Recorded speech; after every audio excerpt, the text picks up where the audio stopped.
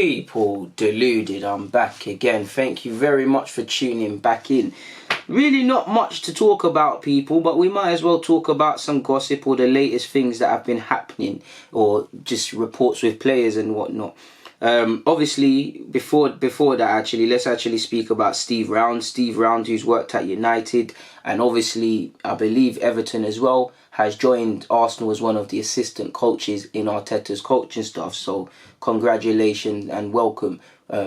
Keen to see officially when the announcement comes. Also, keeping up with that theme, I did think Ljungberg would stay. I'm sure you did too. But until announcements are made, things can happen. And it's been deemed, at least for the short term, that Ljungberg has been officially confirmed as part of the coaching team as well. And for me, I'm excited with that. He's got a good rapport with the young players. He knows what Arsenal means. Ljungberg is not scared to make tough decisions, even though it's not his anymore. He's benched Lacazette. He's not played Pepe. He's not included Ozil. Obviously, there's been times Emre's done that as well. But he knows what Arsenal means. And on one hand, you could say he might be of the similar thinking to Emre, so he needs to go. But for me, I think with Arteta and him, you need these sort of people. I feel Ljungberg can complement him very well. And the experience in terms of working with this team and seeing the psychological damage and how poor tactically we are, I think he can really give a lot of that to Arteta to help us move forward best. Because Ljungberg's obviously been manager, but he's also been a sort of fly on the wall in that he's been a coach, a respected member of the coaching staff, but he's not the manager, so it doesn't fall on his head, or there's not been questions at him at a time. So he's got to see how players are when Emre's back is turned and things like that. All of these little things can help Arteta, so I'm keen to see that, people. And obviously Ljungberg being Ljungberg, he's always welcome at Arsenal.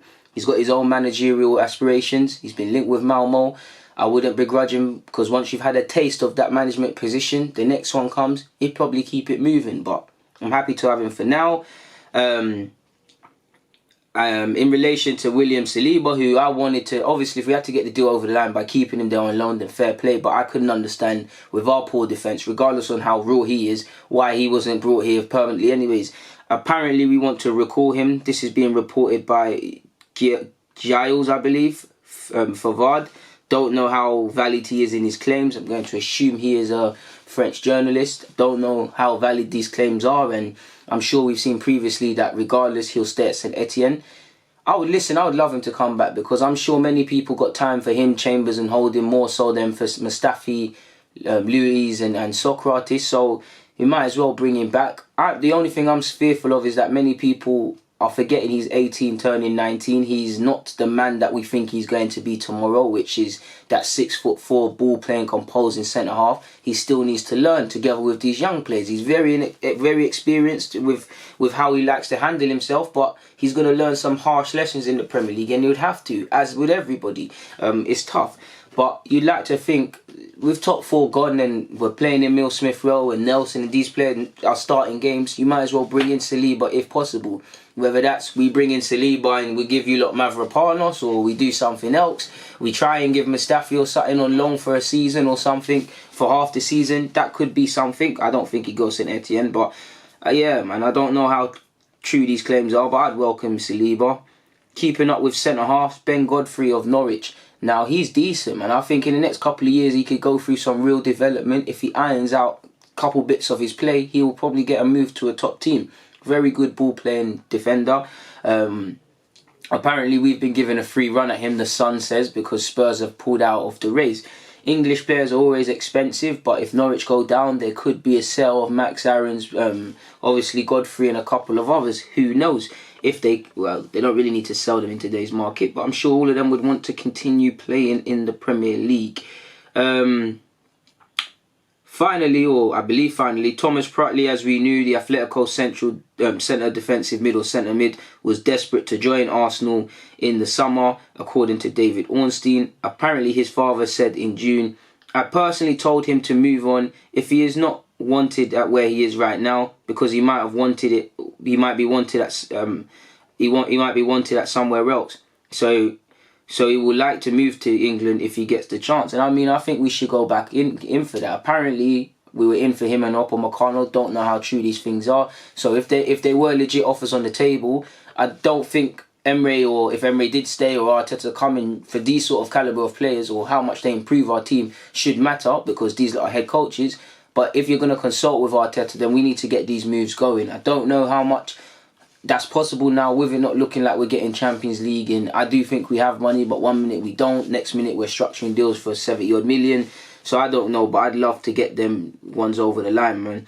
Apparently Atletico Madrid are also targeting Nemanja Matic in January, another one who's been starved of football at United. So that could be a potential replacement. I believe Sky Sports News said Arteta says he will sit down with Raul and Edu to discuss the upcoming transfer window. He had some ideas that will be discussed. And I'm sure he said in his press conference that they've briefly spoken about it and drawn up some ideas. As you would, centre-half. A blind man could see we need to sign a centre-half. The board need to really support Arteta. Arteta, I'm sure, should have inputs in terms of transfers, but he should be in a position where, at least for now, with the delicateness of this, just focus on coaching the team. Bring him a centre-half. Bring him a suitable centre-half. Just be footballing men and bring in a centre-half.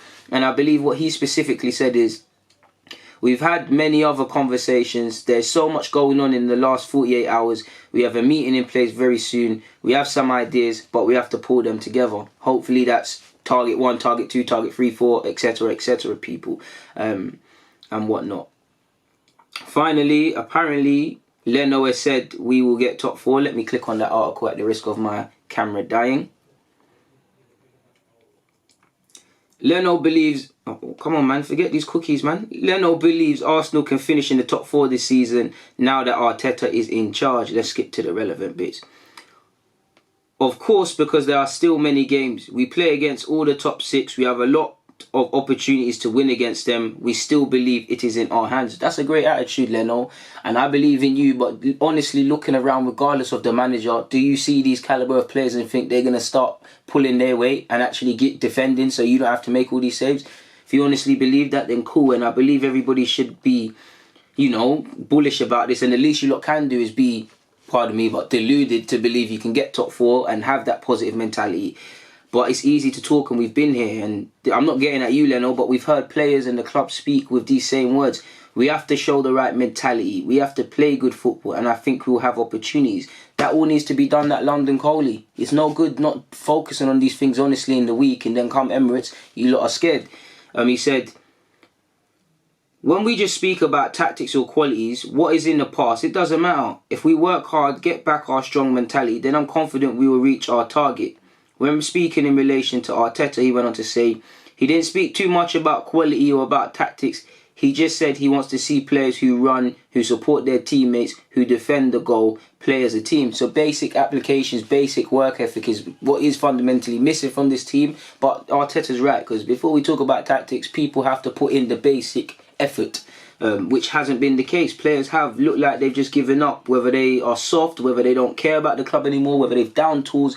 All excuses, doesn't matter. They've played poor. We can talk about management and board till we're blue in the face. The players have to take responsibility for their destiny. Because if we were still playing poor and having these iffy results, but we took 1, 2 more better results and were higher up the table, would we necessarily be asking questions of these players? It'd probably be the ones up top, as in the board, not the strikers.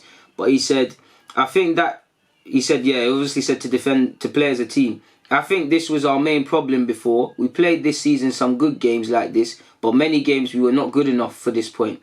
I think this is the way he needs to push us. We understood the message. We didn't let Everton have many transitions and distances between our defenders and their attackers. In brackets, that's in brackets. Their attackers were much closer. This is the only way to play because the Premier League is too strong to have 1, 2 or 3 players that don't defend. Now, for me, he must be taking shots at someone, people. And it's true, it's cool as play. Not everybody is defending at all times. As much as I love the front line, at times it looks like they've down tools. For Leno might as well say F everybody, God. There's inconsistent defending, people not following runners. His immediate, teammates in defending, part of the defending union are terrible. So, yeah, it's true. As poor as we have been, everybody hasn't always defended at every moment. And I believe Socrates alluded to that. He said, more or less in his own words, that it's all fun and games of defence getting criticised, but other people have to help us. And you've heard Xhaka indirectly at times criticise strikers for not taking chances. I'm sure the strikers, which they have done, where Aubameyang said everyone needs to look at themselves, there's fractures in that dressing room. We're together, but there's fractured. He's blaming him. It's your fault. It's this fault. It's this. It's that. And all of these things aren't necessarily wrong. They all contribute. But the fact is, we're here because we all played a part. Because if we was getting top 4, everyone would be getting their dues. Every player, whether they're squad or first team, would be getting their dues. So regardless of if they're squad or whatever, if you've played some part in this season, especially in our negative results, you have to hold your hands up and be part of this. For better or worse, this is like a marriage. It's marriage for Arsenal fans because we're never leaving this club. I know some of you probably want to bust out. The players, at least until you bust out, you're part of this cause, you're part of this clan, you're part of this gang. Do you get it, people? Moving on to Leno, he's finally said, I have a lot of... I believe this is what Arteta said. Leno said, I have a lot of experience, so there was no time for coffee because I knew I had to focus on the game. I think this was the first game where there was no shots on target. It was completely different to other games. But you can only see with intensity, with mentality, we didn't concede a goal. I think the lineup was very good because everyone was fighting for the team. And whether that's Ljungberg chiming in as well and only picking players that are down for the cause, because again, everybody's been poor. So on form, only the striker and the keeper can say they deserve to be in the team. But is it something to do? And I'm not saying Lacazette has an attitude problem, but has he down tools? Pepe, I don't think Pepe's down tools based on how he speaks, but are these the players not showing stuff in training, and are these young players getting chances? Beyond the fact that I believe they are the only ones that should get chances, are we only picking people that look like they're soldiers in the trenches? I don't think it's that. I just think everyone's playing poor, and it's just simply who Ljungberg believes or believed in his time here who was best to get results. But when we're in a position like this, everything's got to be up in air, people. So on that note, I'm going to keep it moving, man. We've spoken about Leno, transfer business and the rest of it. People, DG, it's always a pleasure speaking with you lot. I'm out.